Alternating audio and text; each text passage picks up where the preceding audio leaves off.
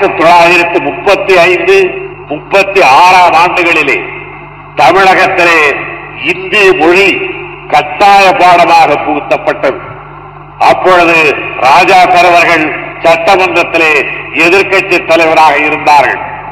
நாங்கள் எல்லாம் அப்பொழுது தமிழர் மன்றங்கள், தன்னார மன்றங்கள், திராவிடர் கழகங்கள் என்ற பல்வேறு அமைப்புகளாலே நாங்கள் கிளர்ச்சியை நடத்தி இந்திய எதிர்ப்பு போராட்டம் நடத்த வேண்டும் என்று நாங்கள் ஏற்பாடுகளை செய்தோம்.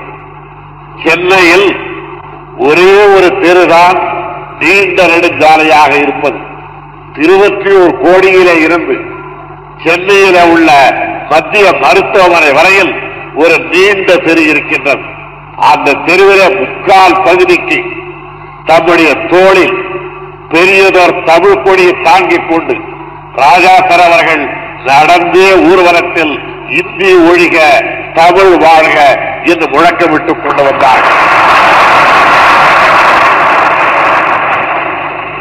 முழக்கமிட்டுக் கொண்டு வந்தார்கள் என்று நான் இறந்த காலத்தில் வைத்திருப்பதாலே இப்பொழுது வரமாட்டார்கள் என்று யாரும் கருத தேவையில்லை.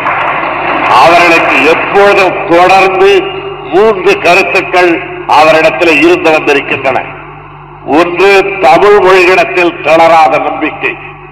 இரண்டாவது, ஆங்கில மொழி இன்றியமையாதது என்ற ஒரு கருத்து. மூன்றாவது, தமிழகத்தினுடைய பொருளாதார வளம் இந்திய பேரிடத்திலே போராடி பெறப்பட வேண்டும் என்ற 3 கருத்துக்கள். இந்த 3 கருத்துக்களை அவர்கள் கிட்டத்தட்ட 30 ஆண்டுகளாக தமிழகத்திலே வலியுறுத்திக் கொண்டு வருகின்றார்கள். இதுல ஒரு கருத்தை தான் நான் இப்பொழுது எடுத்துச் சொல்லுகிறேன், மொழியை பற்றிய கருத்தை. இப்பொழுது ஆங்கிலமும் தமிழும் நம்மிடத்தில் இருக்கின்ற நேரத்தில் இந்தியை இணைப்பு மொழியாக கொள்ள வேண்டும் என்று நமக்கு அறிவுறுத்துகிறார். பெரியவர்கள் சொல்வதாலே சொல்லுகிறார்கள் என்று மட்டும் சொல்லக்கூடாது, அறிவுறுத்துகிறார்கள் என்றுதான் சொல்ல வேண்டும். அது உண்மையிலே அறிவின்பாற்பட்டதானால் ஏற்றுக்கொள்வதில் தமிழன் எப்பொழுதும் தயக்கம் காட்ட மாட்டான். ஏனென்றால் தமிழன் தான் சொன்னான், யாதும் ஊரே யாவரும் கேளீரன். இதுவாக இருந்தாலும் என்னுடைய நாடுதான், எல்லோருமே என்னுடைய உறவினர்கள் தான் என்று 3000 ஆண்டுகளுக்கு முன்னாலே எடுத்துச் சொன்னவன் தமிழ் மகன் ஒருவன் தான். ஆகையினால் அறிவு எங்கிருந்து வந்தாலும் அதை ஏற்றுக்கொள்ள தமிழன் தயாராக இருக்கிறான். ஆனால் இடம் உயர்ந்தது என்பதாலே அது அறிவுடையது என்ற தத்துவத்தை தமிழர் ஒப்புக்கொள்ள மாட்டான். காடின் மேலே இருந்து கொண்டு உங்களுக்கு மலர் செண்டையும் வீசலாம். காடியின் மேலே இருந்து கொண்டு அங்கே கூட்டிவிட்ட குப்பையையும் கொட்டலாம். காடியிலிருந்து கொட்டப்படுவதாலேயே அது உயர்ந்த பொருளாக இருக்கும் என்று யாராவது சொல்வார்களானால் அது உண்மையிலேயே ஏற்புடையதாகாது. ஆகையினால் தரப்படுகின்ற பொருள் எப்படிப்பட்டது என்பதைத்தான் கவனிக்க வேண்டுமே தவிர அது எங்கிருந்து தரப்படுகிறது என்பது முக்கியமானதல்ல. அதனால்தான் நக்கீரன் சொன்னான், நெற்றிக்கண்ணை காட்டிடனும் குற்றம் குற்றமே என்று சொன்னான். அதைவிட பெரியவராக இன்றைய தினம் நமக்கு பலரை சொல்லப் போகிறார்கள். மற்ற எவ்வளவு பெரியவராக இருந்தாலும் அனைவரும் 2 கண் உடையவர்கள். சிலருக்கு அந்த 2 கண் கூட சரியாக இருப்பதில்லை. 3 கண்ணை காட்டிய பொழுதே குற்றம் என்றால் குற்றம்தான் என்று சொன்ன மரபின் வழி வந்து கொண்டிருக்கிற நாங்கள் இந்தியாவினுடைய ஒற்றுமைக்காக இந்தியை புகுத்துகிறோம் என்று சொல்வார்களானால் அதில் அறிவிருப்பதாக ஏற்றுக்கொள்ள நம்மாலே முடியவில்லை. அதில் ஆங்கிலத்தில் குறிப்பிடுகிறார்கள், நமக்கு ஒரு இணைப்பு மொழி வேண்டாமா, லிங்க் லாங்குவேஜ் வேண்டாமா என்கிறார்கள். இந்த இணைப்பு என்பதற்கு உள்ள பொருளை பெரியவர்கள் சற்று விளக்கினால் நல்லது என்று கருதுகிறேன். இணைப்பு என்றால் என்ன? 2 தனி மனிதர்களுக்கு பல்வேறு துறைகளாலே இணைப்பு ஏற்படலாம். நம்முடைய சிவிசிடி அவர்கள் வியாபார சம்பந்தமாக பிரான்ஸ் நாட்டுக்கு போனால் அங்கே உள்ள பிரெஞ்சு வியாபாரிக்கும் சிவிசிடி அவர்களுக்கும் ஒரு இணைப்பு ஏற்படும். அது எத்தனை நாள் இணைப்பு? இவர் இழுத்த இழுப்புக்கு அவர் வருகிறாரா, அவர் இழுத்த இழுப்புக்கு இவர் வருகிறாரா என்ற அந்த நாள் வரையில் தான் அந்த இணைப்பு இருக்கும். அந்த இணைப்புக்கு இவருக்கு தேவைப்படுவதென்ன? ஒரு 10-15 பிரெஞ்சு வார்த்தைகள். அவர்களுக்கு தேவைப்படுவதென்ன? இவருக்கு தெரிந்த சில வார்த்தைகள். அந்த அளவுக்குத்தான் அவருக்கு இணைப்பு மொழி தேவை. அவர் பிரான்ஸ் நாட்டுக்கு போகாமல் பெல்லாரிக்கு போகிறார், கர்னூருக்கு போகிறார் என்று வைத்துக் கொள்ளுங்கள். அங்கே உள்ளவர்களுக்கு சீவி சீட்டிக்கும் எது இணைப்பு மொழி? தெலுங்கு இணைப்பு மொழி. இங்கிருந்து போகிற பொழுதே கொஞ்சம் அக்கறையோடு 4-5 வார்த்தைகளை கவனத்தை வைத்துக் கொண்டு பார்த்த உடனே சௌக்கியங்கா உண்ணாரா அது இணைத்து விடும். அதை போல அவர் மைசூருக்கு போகிறார் என்றால் ஒரு 10-15 கன்னட வார்த்தை இருந்தால் இணைப்பு ஏற்பட்டுவிடும். கேரளத்துக்கு போகிறார் என்றால் ஒரு 10-20 மலையாள மொழி இருந்தால் இணைத்துவிடும். மலையாள மொழி கூட வேண்டாம், தூய தமிழ் இருந்தால் அதுவேதான் மலையாளம், அங்கே பேசிவிட்டு வந்து விடலாம். ஆகையால் அந்த இணைப்பு மொழி என்பது ஒவ்வொருவருக்கு ஒவ்வொரு காலத்தில் ஒவ்வொரு துறையின் அளவுக்கு இணைப்பு மொழி தேவைப்படுகிறது. இதற்கு இந்தியா முழுவதற்கும் ஒரு இணைப்பு மொழி தேவை என்றால் இதை காரைக்குடியில இருந்து ஒரு 20,000 பேர் கிளம்பி ஒவ்வொரு நாளும் கல்கத்தாவுக்கு போவதை போலவும், கல்கத்தாவில இருந்து ஒரு 60,000 பேர் கிளம்பி பம்பாய்க்கு செல்வதை போலவும், பம்பாயிலிருந்து 10,000 பேர் கிளம்பி அலகாபாத்துக்கு போவதை போலவும், அலகாபாத்திலிருந்து 6,000 பேர் புறப்பட்டு அம்பா சமுத்திரத்துக்கு வருவதை போலவும், இவர்களெல்லாம் என்ன பேசுவதென்று தெரியாமல் இந்திய பேரிடத்தை பார்த்து இணைப்பு மொழி வேண்டும், இணைப்பு மொழி வேண்டும் என்று எடுத்துக் சொன்னதை போலவும் இந்திய பேரிடத்தை கருதிக் கொண்டு ஒரு இணைப்பு மொழி தருகிறோம் என்று எடுத்துச் சொல்வது பெரிய இடத்திலே இருந்து வருவதாலே நாம் சகித்துக் கொள்ளுகிறோமே தவிர, அதை சாதாரணமானவர்கள் சொன்னால் இது உள்ளபடி எவ்வளவு கேலி கூத்தார்கள் என்பதனை நாம் தெளிவாக எடுத்துச் சொல்லிவிடுவோம்.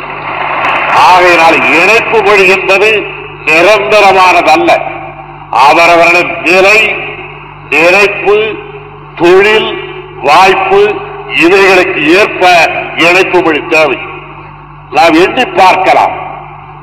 வெள்ளைக்காரர்கள் இந்த நாட்டை கைப்பற்றி அரசாண ஆரம்பிப்பதற்கு பதிலாக அவர்கள் வந்த காலத்திலே இங்கு வந்திருந்த பிரெஞ்சுக்காரர்கள் இந்த நாட்டில் பெரும்பகுதி அவர்கள் கைப்பற்றி இருந்திருப்பார்களானால் நமக்கும் பிரான்சுக்கும் தான் இணைப்பு அதிகம் இருந்திருக்கும். நமக்கு இங்கிலாந்துக்கும் அல்ல, நமக்கும் பிரான்சுக்கும் அந்த இணைப்பு ஏற்பட்டு இருந்திருக்குமானால் நமக்கும் பிரெஞ்சு மொழிக்கும் தான் அதிக தொடர்பு இருந்திருக்க முடியும். அப்பொழுது நமக்கும் அவர்களுக்கும் இணைப்பு மொழி பிரெஞ்சு மொழி என்றுதான் ஏற்றுக்கொள்ள வேண்டி வந்திருக்கும். ஆகையால் இணைப்பு மொழி என்பது அறுதியிட்டு உறுதியாக சொல்லத்தக்கதல்ல. அறுதியிட்டு சொல்லத்தக்க மொழி ஒன்றே ஒன்றுதான், அவனவனுடைய தாய்மொழி. அது கற்றுக் கொடுத்து வருவதல்ல, கருவியிலே உருவாவது. அது படித்து தெரிந்து கொள்வதல்ல, பேசி பழக்கத்தினாலே அது வந்து கொள்வது. இந்திய படிக்கிறோம் என்று வைத்துக் கொள்ளுங்கள். வகுப்பறையில படித்துவிட்டு ஒரு மாணவன் வீட்டிற்கு வருகிறான். மறுபடியும் வகுப்பறைக்கு போகிற வரையில் அவருடைய காதில் அந்த மொழி ஒலி விழப்போவதில்லை, அவருடைய வாயில் அந்த எழுத்து வரப்போவதில்லை. உள்ளே நுழைகிற பொழுதே அம்மா என்று அழைத்துக் கொண்டு வருவான். அன்னையும் அவரை பார்த்து வாடா மகனே என்று அழைப்பார்கள்.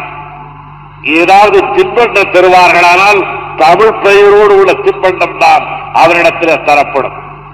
இதழ்கள் வருகின்றன என்றால் பிரித்தவுடனே தமிழ் மொழிதான் அவருடைய கண்களிலே தட்டுப்படும். அங்காடிக்கு செல்வாரானால் தமிழ் மொழிதான் பேசுவார்கள். ஆத்தோரத்துக்கு செல்வாரானால் தமிழ் மொழிதான் அங்கே இருப்பதை காணுகிறார். மறுபடியும் மறுநாள் பகல் வகுப்பறைக்கு போய் இந்திய ஆசிரியர் வந்து மணி 12 என்று கண்டு சரி எடு புத்தகத்தை என்றவுடன் அப்போது கூட மறதி காரணமாக முதலில் தமிழ் புத்தகத்தை தான் எடுக்கிறான். அதற்கு பிறகுதான் இந்தி புத்தகமே கைக்கு தட்டுப்படுகிறது. இந்த நிலையில் எப்படி இந்தி வளரும்? நமக்கு சொல்லுகிறார்கள், நீ அக்கறையோடு படித்தால் அந்த மொழி சுலபத்தில் வந்துவிடும் என்கிறார்கள். ஒரு மொழி அதில் அறிவு பெற வேண்டும் என்றால் படிப்பதால் மட்டுமல்ல, பழகு மொழியாக இருக்க வேண்டும். பழக்கத்திலே அந்த மொழி இருக்க வேண்டும்.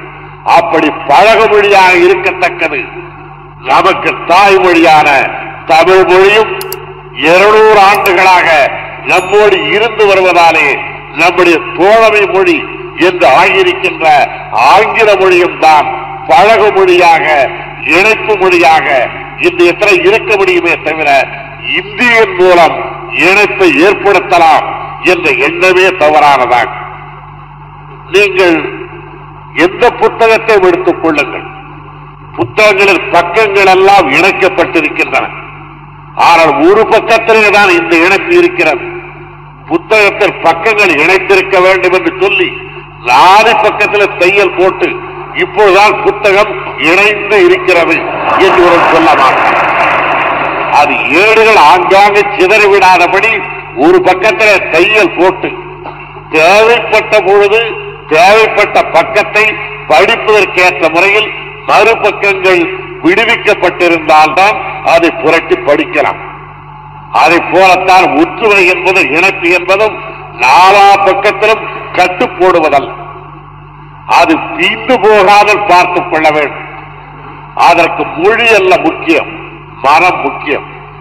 சீனாக்காரன் படையெடுத்தான், இந்தியிலே பேசியார் நாமெல்லாம் ஒன்றுபட்டோம். பாகிஸ்தான் படையெடுத்தது, இந்தி படித்தவர்கள் மட்டும்தான படைபலத்திற்கு போனார்கள். போனவர்களிலே பல பேருக்கு இந்தி தெரியாது என்பது மட்டுமல்ல, பிடிக்கக்கூட செய்யாது. ஆகையினால் ஒற்றுமைக்கு அடிப்படை மொழி கூட அல்ல, அதிலும் திடீரென்று வருகின்ற மொழி கூட அல்ல, அதிலும் நம்முடையது அல்ல என்று நம்முடைய உள்ளம் ஒவ்வொரு கடவுள் சொல்லிக் கொண்டிருக்கின்ற இந்திய மொழியாக அது இருக்க முடியாது. ஒரு வடநாட்டு பெரியவர் என்னிடத்தில் மிகுந்த என்னை பாராட்டிவிட்டு சொன்னார், நீங்கள் முயற்சி செய்தால் 3 மாதத்தில் இந்தியை படித்து விடலாம் என்றார்.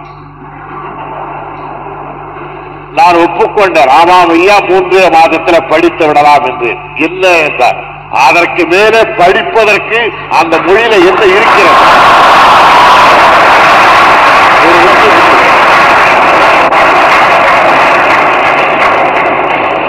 ஆனால் நம்முடைய தமிழ் மொழியில் அப்படி சொல்வதற்கில்லை. 30 ஆண்டுகள் படித்தவர்கள் கூட இன்னும் எனக்கு இந்த இடத்தில் பொருள் சரியாக விளங்கவில்லை என்று இன்றைய தினம் கூட புலவர்கள் கஷ்டப்படுகிறார்கள், நம்மை போன்ற சாதாரண மக்கள். அப்படிப்பட்ட மொழி நம்முடையது. நாம் தாழ்ந்திராமல் இருந்திருப்போமானால் இதை ஆட்சி மொழியாக ஏற்றுக்கொள்ளுங்கள் என்று இந்தியாவில் உள்ள மற்ற பகுதிக்கு நாம் கட்டளை பிறப்பித்திருக்க வேண்டும். ஆனால் இன்றைய தினம் நாம் தாழ்ந்து போயிருக்கின்றோம். தாழ்ந்து போய் இருந்தாலும் பிறருடைய தாழ்படிய மாட்டோம் என்ற தமிழ் மரபு நம்மிடத்தில் நிரம்ப இருக்கின்றது.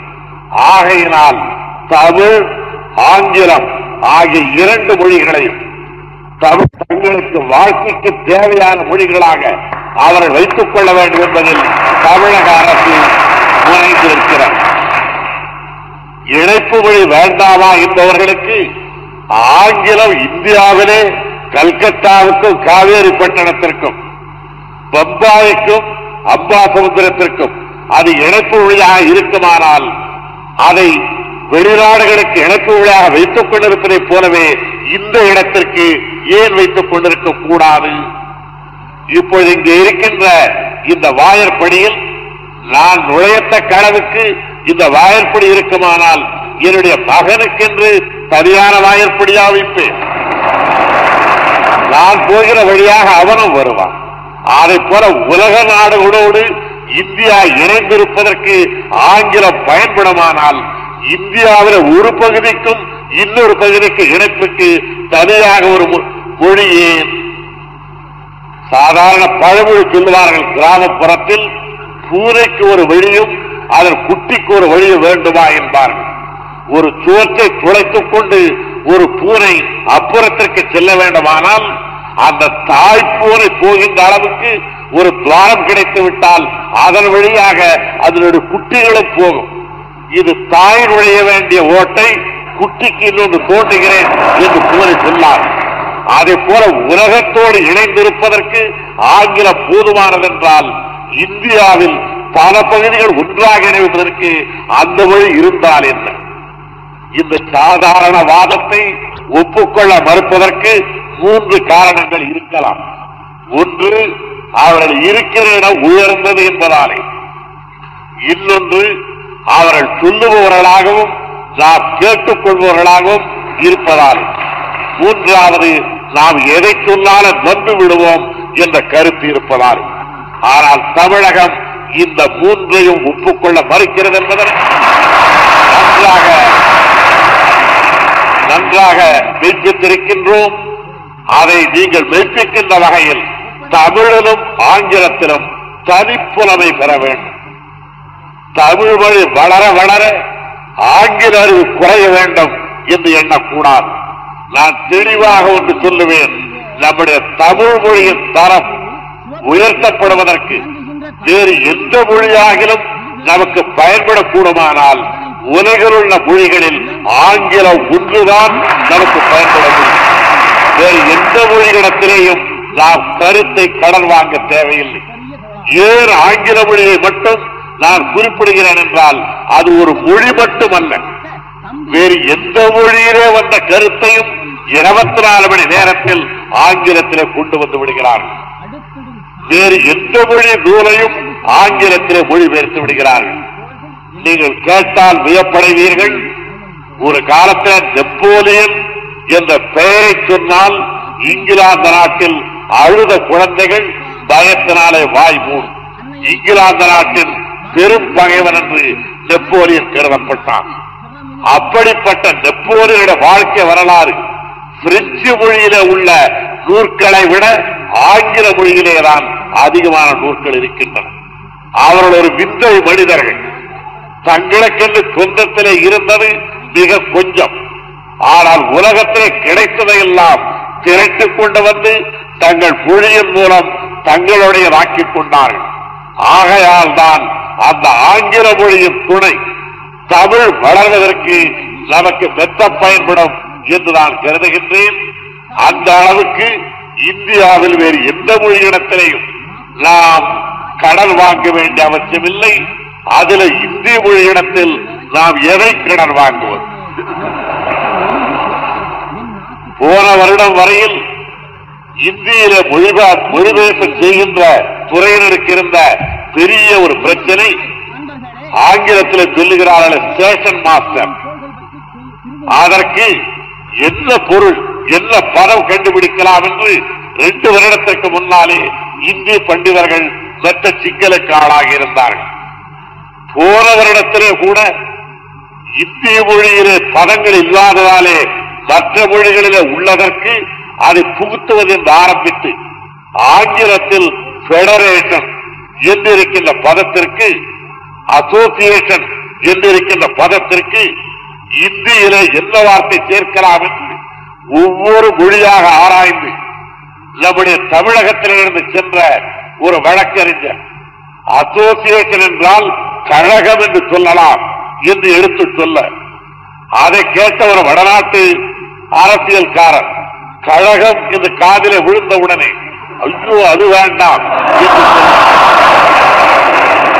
அதற்கு அந்த தமிழ்நாட்டுக்காரர் கழகம் என்றால் நீங்கள் அரசியல் கட்சி என்று கருதாதீர்கள், கண்ணுதற் பெருங்கிடவுள் கழகமோடு அமர்ந்து பாடலை சொல்ல டிஎம்கே இப்பொழுதுதானே ஆரம்பித்தார். சரி, அப்படியானால் அது வேண்டாம் என்று சொல்லிவிட்டு சங்கம் என்று வைத்துக் கொள்ளலாமா என்று ஒருவர் கேட்க, அதை கேட்டவுடனே வங்காளத்துக்காரர்கள் வங்காள மொழியில் சங்கம் என்றால் வேறு மாதிரியான பொருள் இருக்கிறது, எங்களுக்கு வேண்டாம் என்று அவர்கள் சொல்ல, சங்கம் என்று வைக்கலாமா என்று கேட்க, அது அவ்வளவாக அவர்களுக்கு தெரியாததாலே வைத்துக் கொள்ளலாம் என்று போன வருடத்தில் தற்காலிக முடிவெடுத்தார்கள். நிரந்தர முடிவு எனக்கு இன்னமும் தெரிவிக்கப்படவில்லை. அந்த அளவுக்கு வளமற்றிருக்கின்ற ஒரு மொழியை இணைப்பு மொழியாக கொள்வது நாங்கள் இருவரும் கைகோர்த்துக் கொண்டு உலாகிறோம் என்று கையிழந்த ஒருவரும் கையுள்ள ஒருவரும் பேசிக் கொள்வதற்கு சமானமாகவும் நான் அவனை அழைத்துக் கொண்டு சென்றான் என்று விழியிழந்த ஒருவனை காட்டி விழி உள்ளவன் நான் அவன்தான் எனக்கு வழிகாட்டுவான் என்று சொல்வதைப் போலவும் இருக்கும் போதை மாலையாக கொடுத்து இந்த மல்லிகைக்கு என்ன பெயர் வைக்கலாம் என்று வீதியில உலாவதைப் போலவும் ஏரிக்கூத்தாகுமே தவிர உண்மையானதாகாது. ஆகையினால் அழகப்பாவின் அறிவாலயத்தில் பயிலுகின்ற நீங்கள் தமிழ் மொழியிலே வல்லுநர்களாகவும் ஆங்கில மொழியிலே நல்ல திளைத்தவர்களாகவும் இந்த இருமொழிகளை கொண்டு தமிழகத்திலேயும் இந்தியாவிலேயும் உலகத்திலேயும் நம்முடைய தன்மானத்தை காத்துக்கொண்டு நம்முடைய தனித்தன்மை வெற்றிட்டு வாழ முடியும், வளர முடியும் என்ற நம்பிக்கையோடு நீங்கள் வாழ வேண்டும், வளர வேண்டும்,